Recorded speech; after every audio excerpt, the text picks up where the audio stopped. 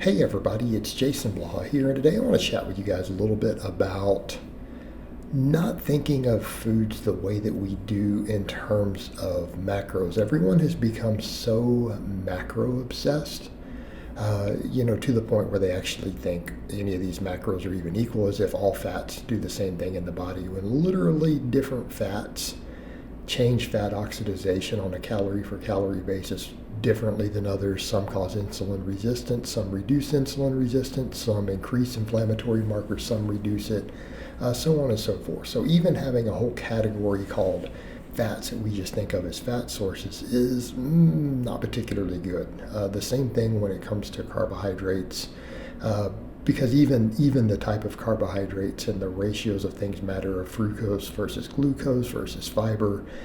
Okay, this is a very, very reductionist way to look at this stuff, but everyone got obsessed with counting macros. And when we set the macros aside, here's the problem. People will say, hey, what's a good carbohydrate source to eat? And it's like, well, shouldn't we be thinking of total nutrition? In other words, I could argue from a carbohydrate perspective, white rice is fantastic, right? It's pure glucose, requires no conversions of anything. It's a nice, solid, clean, fast absorbing carb source. So if a person just wants glucose, again, carbohydrate, it works great.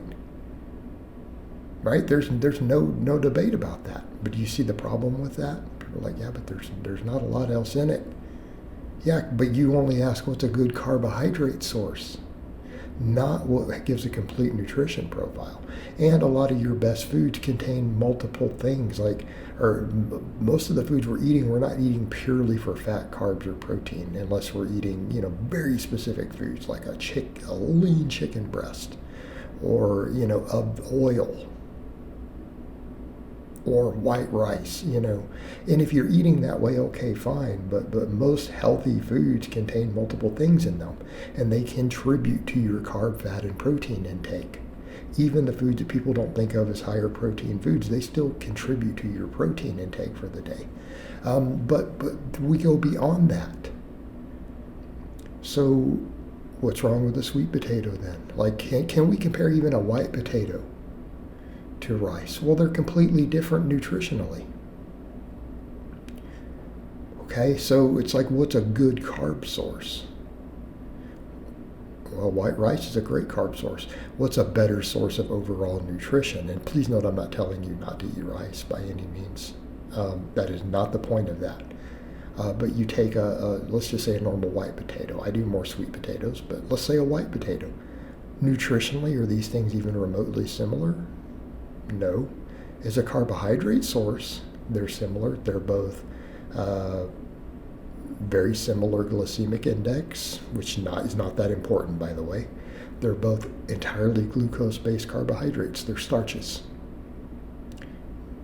But when you go into everything else, what does a potato bring? A potato brings a little bit of fiber. Yeah, there's some fiber in there. How about potassium and vitamin C? Oh, those are big ones. So when you look at that from that perspective, a potato is actually an extremely high source of potassium. Potassium has all sorts of health benefits, all sorts of performance benefits, recovery benefits. Like, potassium is great for lifters and athletes.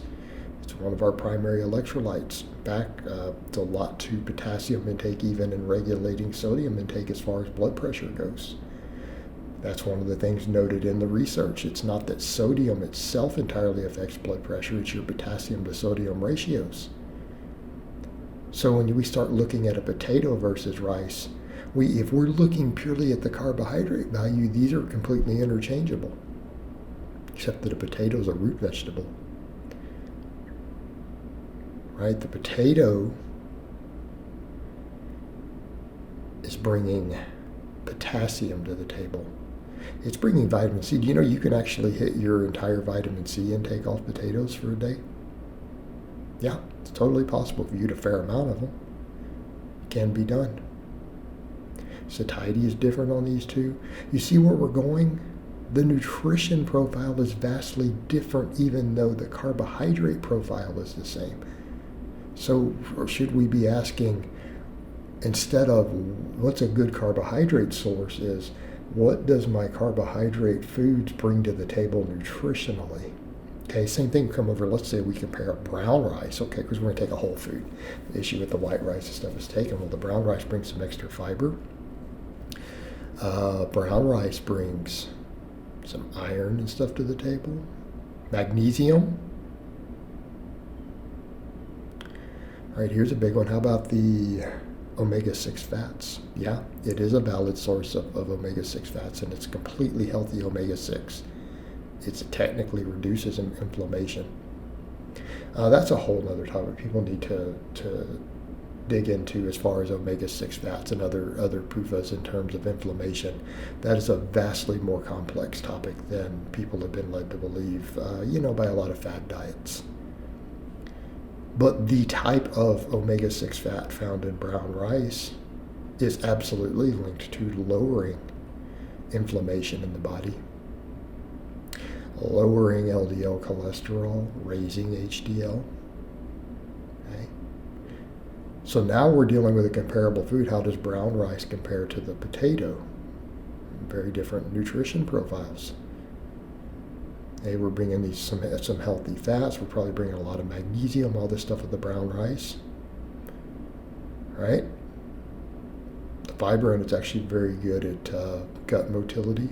Potato brings a ton of potassium. It brings vitamin C. This is what we need to be asking. Same thing we talk about protein sources. Take something like tofu, something I do a lot of. And it is comparable to some lean meats in terms of total protein content, quality, bioavailability. You can get pretty close. But is it just a protein source? It is extremely high in healthy fats. So if we're going to come over and say, well, what does that bring to the table? Well, how about all the isoflavones in it that seem to help reduce breast cancer, prostate cancer risk? What about all the healthy fats that's loaded full of omega-3 and omega-6? Right? It's not just a protein source. Not just a protein source. So I think when we look at this, we're asking the wrong questions. We're saying, what's a good source of carbs? What's a good source of protein? How about we look at complete nutrition profiles? What brings balance to your diet? What brings more of the things that you need into your total diet? We get too macro obsessed and not enough nutrition obsessed. Total nutrition. What types of carbs, fats, proteins?